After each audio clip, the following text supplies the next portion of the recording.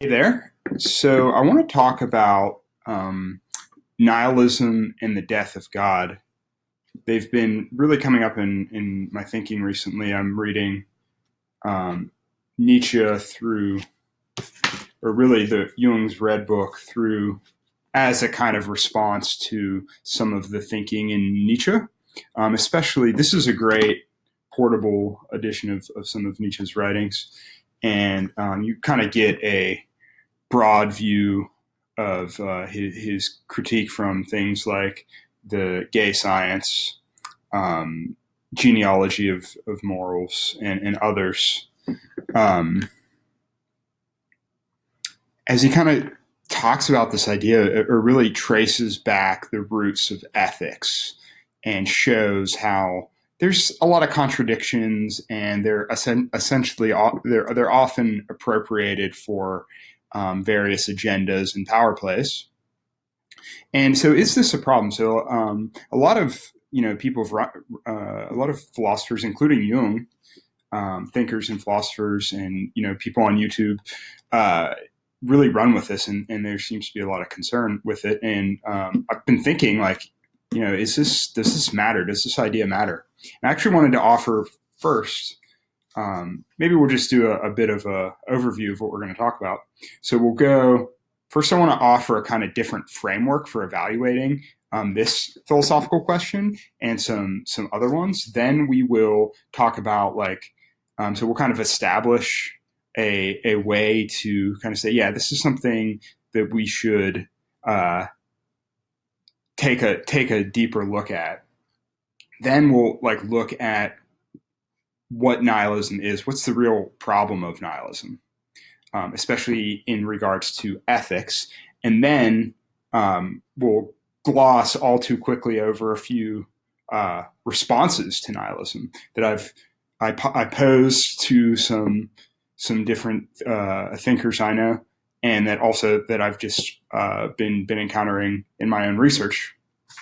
And then lastly, we'll talk about this great Eastern Orthodox thinker named Seraphin Rose, and how some of his ideas in his book on nihilism have really been lighting me up. So jumping right into this different approach, and somewhat unhelpfully, it's going to be reversed. So you're not going to be able to see that super well, but you can maybe get the idea that it's a quadrant.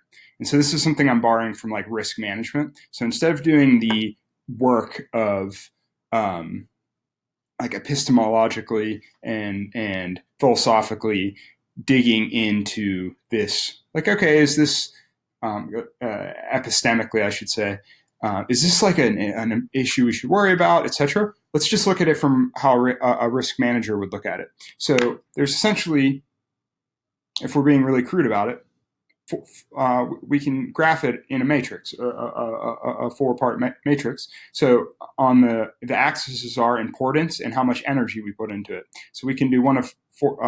It can fall in one of four directions. So in the top right quadrant, it can be like really, really important, and it might be the root. It might be one of the causes of modern ideas about alienation. There's we have social scientists are looking at this idea of like diseases of despair, i.e., suicide and high addiction rates. Looking at them as phenomenon of despair. So what if this death of God, this nihilism, is at the root of this, or one of the key symptoms. So it would be very, very important. And it's also, for me, philosophy is fun. So that quadrant is very appealing. It could be both helpful and really fun. The lower right hand quadrant is, it's just kind of philosophers just kind of overthinking things. It's not really as important as they think, or it's not at the root cause of the diseases of despair. It's just like kind of like a hydra's head, and time could be better spent elsewhere. Well, the good thing is I'm just a average thinker. If the opportunity cost of me thinking about it, who cares, frankly, and it's still fun. So that's good. And if I can help one person or whatever, that would also be great. But still going to do it. Then in the top left corner, it's very high importance, similar to the top right hand corner, but there's no energy, don't spend any energy. So that's no fun because don't get to do philosophy. And it's kind of rude because I've been reading a lot about this and maybe I could help in some small way. So looking at my own ethics, maybe the left isn't as appealing, the top left. And then in the bottom left, it's not as serious because it's, again, not very important. However, it's no fun. So I think, instead of doing all the epistemic work to philosophically determine whether or not this is worth putting my time into and putting your time into as the listener, and hopefully someone who will participate in the dialogue, might as well just take a wager and just like someone investing, say it's the top right, and just in case we're going to put time into it. So that's all I'll say about the kind of justification of this. But let's look at why would nihilism be a problem? So I think it ultimately, from Nietzsche's perspective, I think nihilism is like a negation of meaning when it comes to our ethics, and perhaps like more even for Nietzsche, existential and like cosmic, potentially, but just kind of looking at the concrete ethical register. That's a problem because of cognitive dissonance, because we have intuitive senses of ethics. And so if through the various discursive processes and rational processes, we can, on one hand, rationally see, wait, my ethics are not justified. And on the other, have an intuitive sense like, hey, I want my paycheck. Or like, I don't want you to punch me in the face, or whatever our personal ethics are. Having both of those ideas and intention is anywhere from mildly irritating to existentially horrifying. We've decided to take this wager, so we're going to be in the camp, at least for the rest of this video, in the existentially horrifying, from the existentially horrifying perspective. And so this tension leads us to a couple, at least three, if we follow this, at least three implications. So first, truth, or the justification of our ethics based on an absolute body of knowledge as opposed to like a power agendas, is it's irrelevant, like metaphysically either impossible or unknowable or irrelevant. Irrelevant because it's unknowable, or unreal, but it's psychologically comfortable, and maybe even necessary. Or actually, just maybe psychologically comfortable in this first one, and then this is like maybe the critique of like Bertrand Russell that a religious belief is just kind of silly, and it maybe feels good, but we've got to mature out of it. From Bertrand Russell's perspective, a second possibility is that capital T truth, the ethics grounded in an absolute body of knowledge, is again irrelevant or unknowable, but psychologically necessary from like a pragmatic or aesthetic standpoint. So maybe it just works better. Or we like it. It feels like aesthetically we like. Yeah, we just kind of throw out the rationality out the window and kind of in a more romantic, in the best way, romantic sense. Maybe like Camus does this in the myth of Sisyphus, and Adam Phillips, a great London-based, or I shouldn't say London-based, England-based psychoanalyst, has ideas like this, that just finding our appetite is what's important ethically. So it could be that, or maybe we are just through our own human nature unable to see the capital T truth, but it's metaphysically necessary, and the understanding that it's real and can be revealed to us, or in some sense, is also psychologically necessary. So I think those three things, unknowable and unnecessary, like on a metaphysical level, or from an epistemological level, or epistemic level, I should say. It's irrelevant, like the idea of an objective truth that we can ground our ethics in, but it's comfortable, feels good. This is like if you've seen True Detective. There's also the critique there. I mentioned Bertrand Russell, but a more contemporary critique would be the Rust Cole, I think his name is, in True Detective Season 1, his critique of religion as a kind of psychological infantile wish fulfillment. And two, from an aesthetic or pragmatic standpoint, like in the Albert Camus sense, it's nice that it not only feels good, but can really drive us. It can be a drive, but ultimately is absurd. The idea of an objective truth that we can know. And then finally, something we're going to explore in our next section, it's both psychologically and metaphysically both necessary and attainable in some sense, or if not attainable, worth striving for. Okay. And so I think here we're really overcoming the three major figures of the 19th and 20th century, Marx, Darwin, Freud. Specifically in the conversations I've been having, it seems like the focus has been, and the thinkers that come after them, not only them, but these kind of, like I mentioned, from the Freudian sense, like, religion's kind of like a wish fulfillment. It's very infantile. We need to age out of it. From the Marxist perspective, kind of very congruent with Nietzsche, I think, in the sense that, these ethical demands are they're completely masked. They're masks to conceal various power agendas.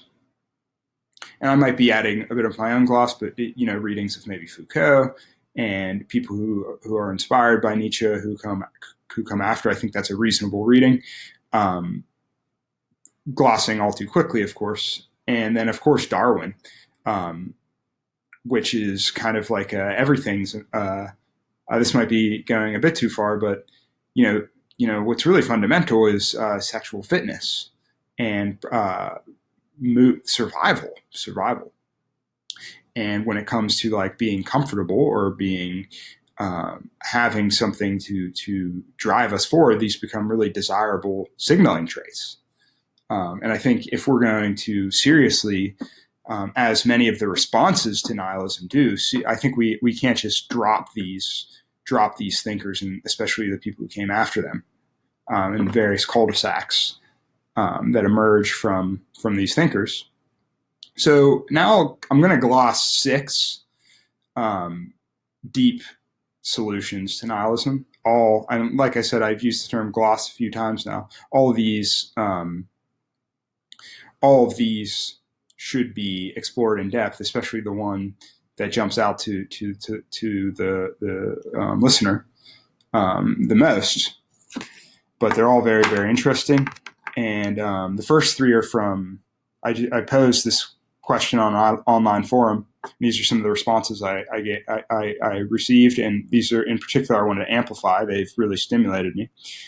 So from this, there's a really interesting, and I'll link some of their work in the bottom of my video.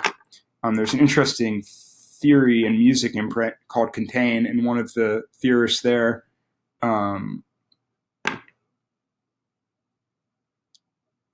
in our discussion was kind of sharing that we can look at the kind of canon of great thinkers that come before and look at truth as a kind of process that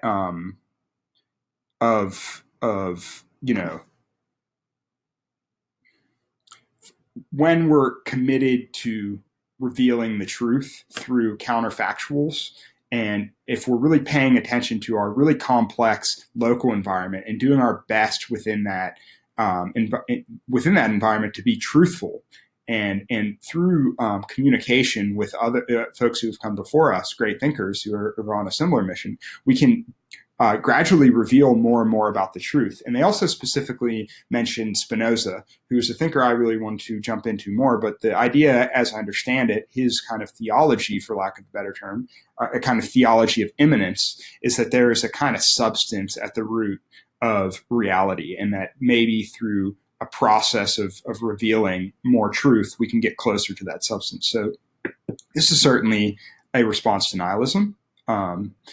I think something that makes sense to me. I want to explore it more, but that's the first thing I wanted to gloss. And then I'm going to butcher. I'm just getting to know this thinker's work and check out their blog. But it's Draminarales.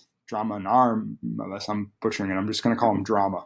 So Drama is a excellent. I've read just in the last 3 days some really interesting work they're researching Oregon and the work of Reich, interesting psychoanalyst, and kind of looking at this problem of nihilism from a whole new frame, a kind of vitalist frame, that there's a kind of life energy that in civilization, and it brought to mind what they said. And again, these are some of their ideas through my translation. It brought to mind Civilization and Its Discontents by Freud, who had said the cost in that text, the cost of civilization is neurosis, and and so this natural kind of vital organ, life energy that is embedded within us is kind of extracted through civilization as a kind of fuel to keep culture going. It's a pretty provocative idea, and that through a kind of communion with what Drama describes as a natural law, which I would love to know more about that. I know of natural law through the kind of Aristotelian Thomas Aquinas lens, but they probably have a much more interesting interpretation of what that actually looks like. And maybe some of the key there is being in kind of communion with our vitalism. We're able to maybe more naturally move with that, or recognize the rhythms of it. That's kind of my intuition about this idea, but a big one to study. And if we want to maybe have another way to respond to nihilism, and then another thinker whose name is the Dini Ally, really makes a really interesting. And yeah, check their blogs out in the comments. Makes a kind of presuppositional argument, but a la, some of the Christian apologists. I think of like Von Til, and yeah, of course, Plato makes transcendental arguments as well to the sophists, but he takes it in a very interesting direction, which is.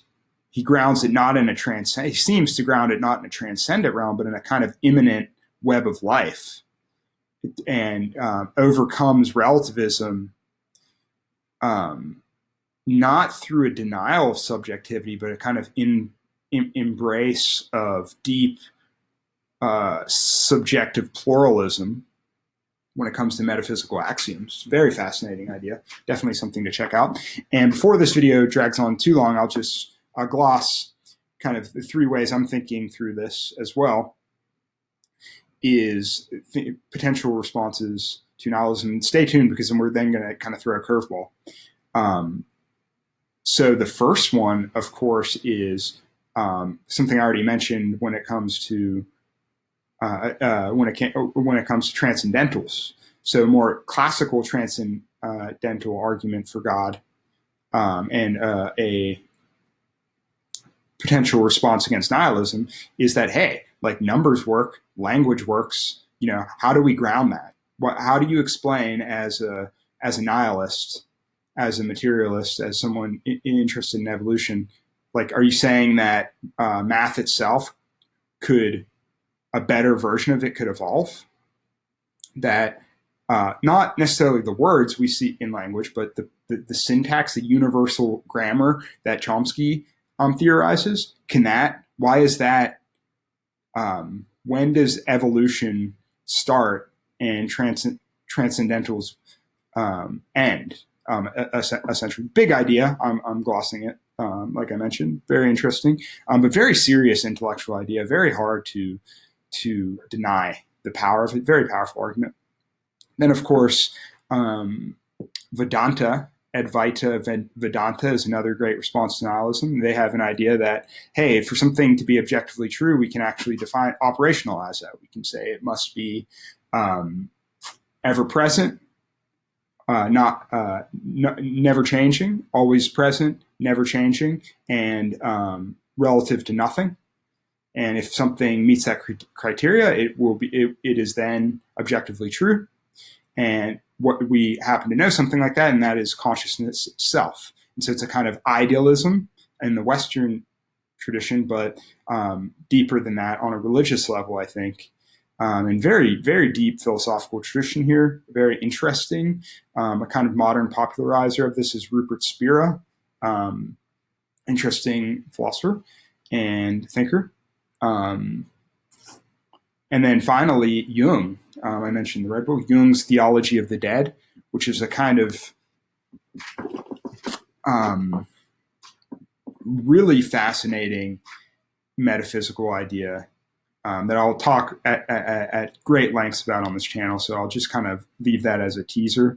But it's essentially the rebirth of God in the soul, the bringing forth old archetypal patterns in a new context, a kind of metaphysics of creative destruction. And then lastly, I want to talk about Seraphim Rose's book, Nihilism. And he says, wait a second, I just glossed 6 responses to nihilism. Those are the most dangerous. He says, and this is through my own Jungian interpretation of a deeply religious, orthodox practitioner and thinker, deeply religious. He says, beware of those with Jesus on the lips, that the Antichrist himself will be in the church. Kind of paraphrasing Seraphim Rose here in the first chapter of Nihilism, his great text. And